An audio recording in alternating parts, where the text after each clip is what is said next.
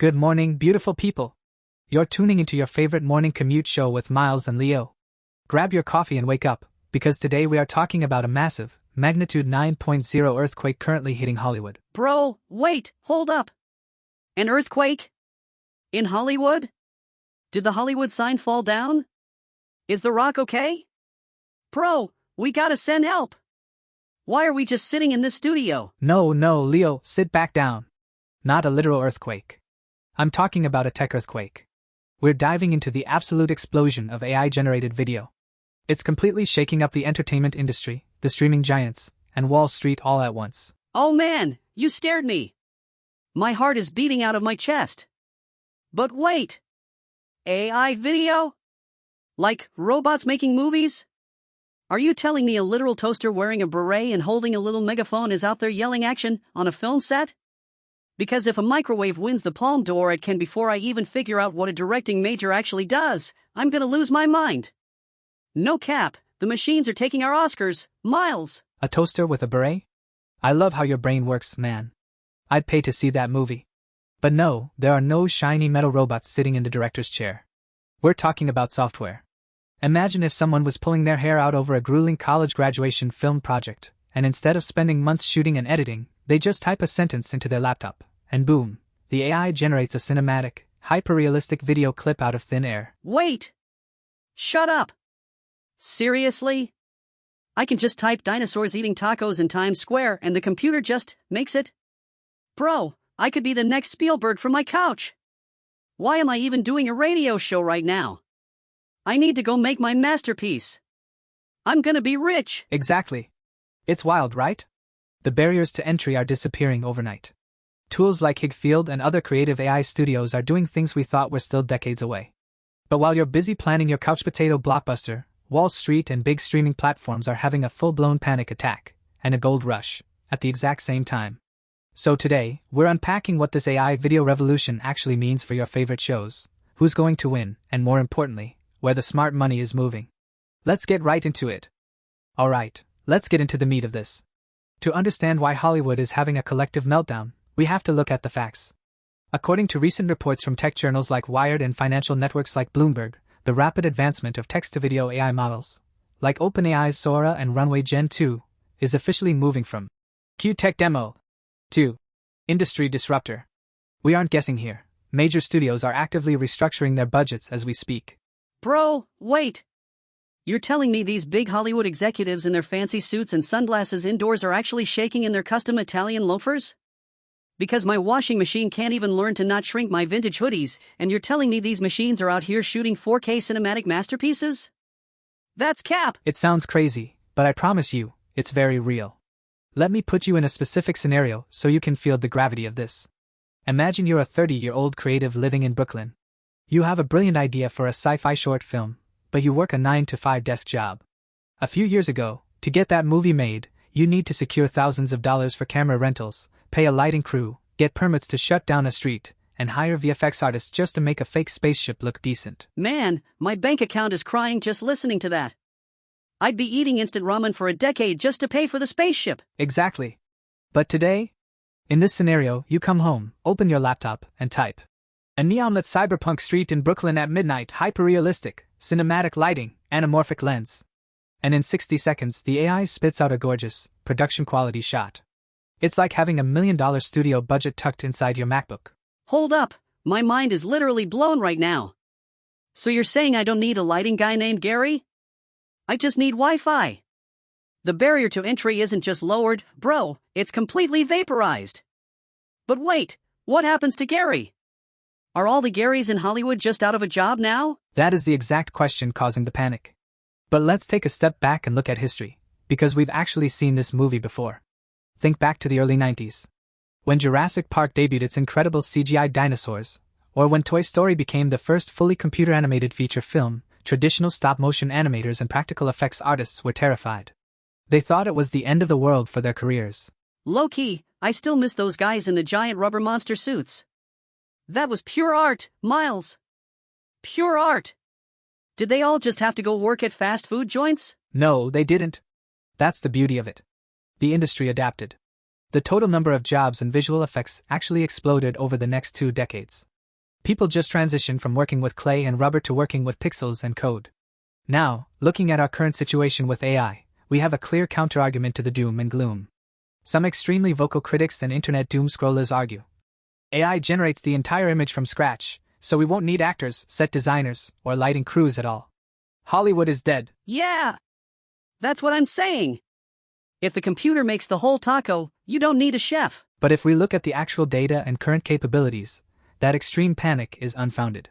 While AI can make stunning individual clips, it currently struggles massively with spatial consistency, physics, and maintaining the exact same character's appearance across multiple angles. You can't just type, "Make me a 90-minute Marvel movie," and hit enter.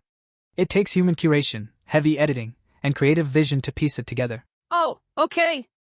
So the AI is like a superpowered sous chef, but it still needs Gordon Ramsay to actually put the plate together and yell at it when the lamb sauce is missing. That is a perfect metaphor, Leo. Spot on. And that brings me to our expert insight of the morning. Based on data and verified analysis from film industry trades like The Hollywood Reporter, the true, immediate value of generative AI isn't in replacing visionary directors or actors. Instead, experts agree that AI is fundamentally revolutionizing pre-visualization and storyboarding. It allows independent creators and directors to visually pitch their complex ideas to studios with zero budget.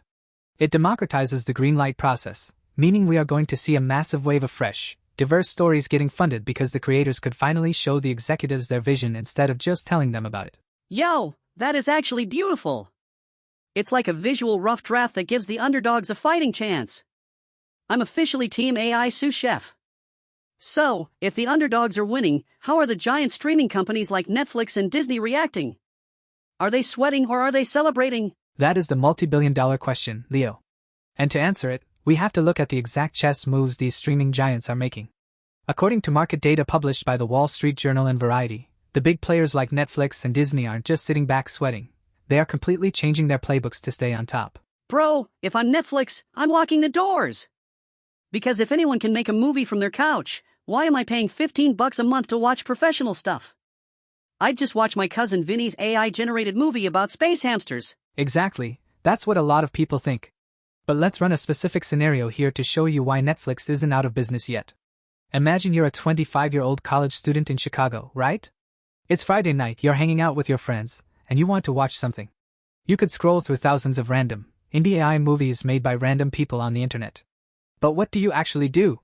You open Netflix because you want to watch the new season of Stranger Things. Why? Because you love the characters, you love the actors, and you're emotionally invested in the story. Okay, true, facts.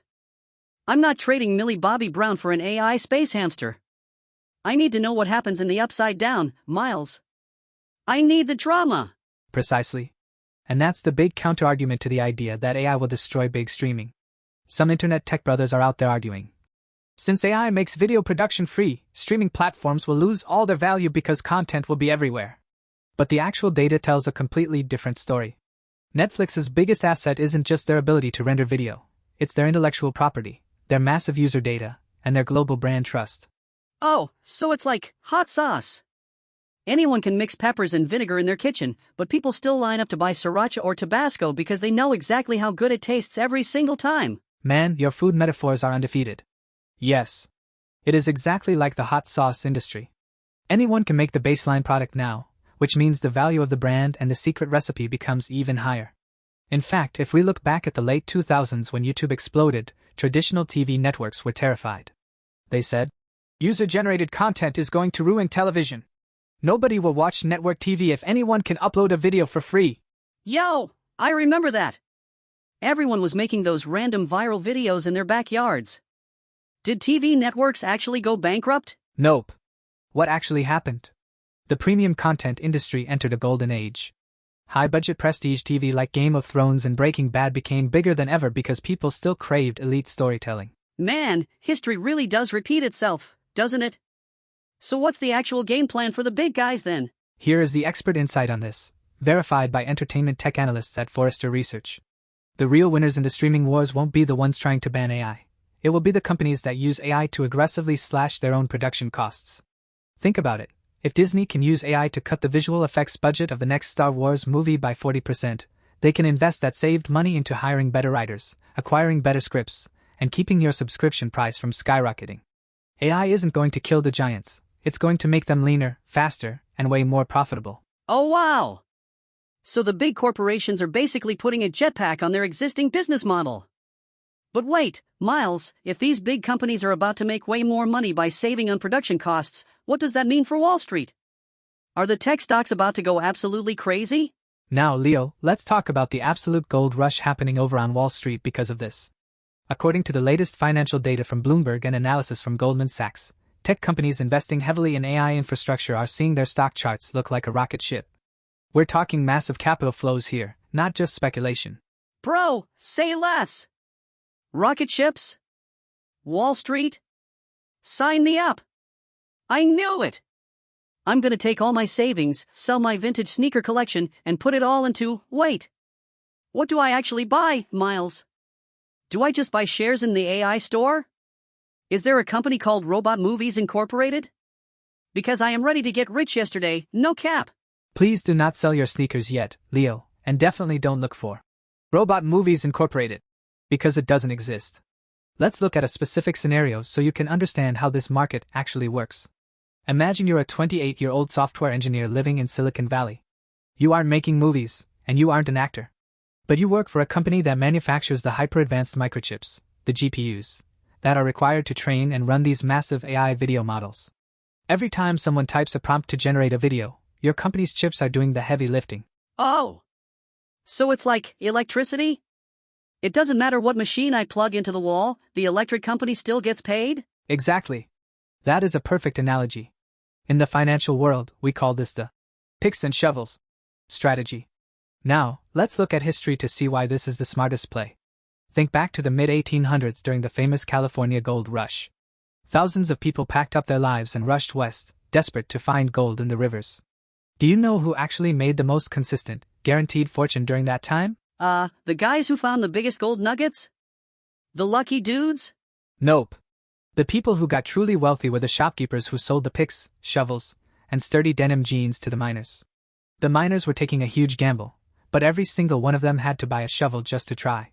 Today, the companies making the AI chips and cloud infrastructure are the ones selling the shovels to Hollywood's digital gold miners. Yo, that is wild! So while Netflix and Disney are fighting over who makes the best movie, the chip companies are just sitting back, eating popcorn, and counting their billions anyway? That's genius! Yes, it's an incredibly powerful business model. But we also have to look at the counterargument here to keep our heads level. Some skeptical market analysts are currently shouting from the rooftops, saying, "This is a massive tech bubble.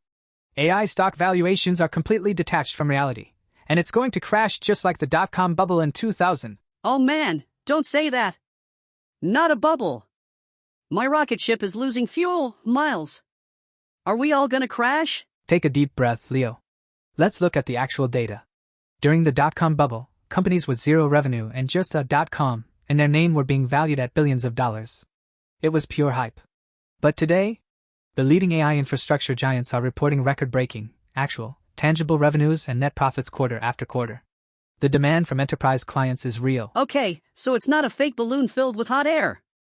It's a real mansion built on a solid concrete foundation. Exactly. And that brings us to our expert insight for this segment, verified by tech sector analysts at Morgan Stanley. Experts agree that the next massive wave of stock growth won't just be the hardware companies making the chips. The hidden gems are going to be the software platforms that successfully integrate these AI tools into everyday creative workflows, like software companies adding AI features to their editing suites. The value is shifting from the people who build the AI to the platforms that help regular people use the AI seamlessly. Wow!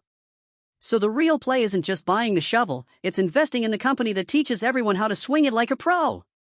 Mind officially expanded, Miles. I am learning so much today. Alright, Miles, my brain is completely full. So let me make sure I got today's Hollywood survival guide locked in. The robots aren't wearing berets and stealing our Oscars, yet. They are basically superpowered sous chefs helping us regular folks cook up crazy movies from our couches. Meanwhile, the giant streaming companies are just strapping AI jetpacks to their wallets to save cash. And while everyone else is fighting over who makes the best space hamster movie, the real big brain move is being the guy selling the digital picks and shovels. Did I ace the test, bro? You absolutely aced it, Leo. A plus for the morning commute. You nailed the entire breakdown. But before we let everyone get to their desks, I want to leave our listeners with one final, concrete takeaway. According to a recent Technology Outlook report from the research firm Gartner, there is one definitive expert insight you need to remember about this whole digital gold rush. AI is not going to replace creative professionals.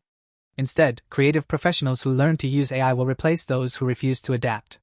It's not about the machine taking over. It's about upgrading your own toolkit to stay ahead of the curve. Yo, that is deep. That's a bar right there. So basically, don't hate the player, upgrade the game. I love it. I'm about to go upgrade my toaster right now. Maybe it can at least learn to answer my text messages so I don't have to. Good luck with that, man. Let me know how the toaster texts turn out. Thank you all so much for riding shotgun with us this morning. We hope we made your commute a little brighter and a lot smarter. Keep adapting, keep creating, and have an absolutely amazing day out there. We'll catch you tomorrow morning with more news you can actually use. Peace. Stay up, everybody. Have a great day. And Gary the lighting guy, if you're out there listening, you still got a job, bro. We love you, Gary.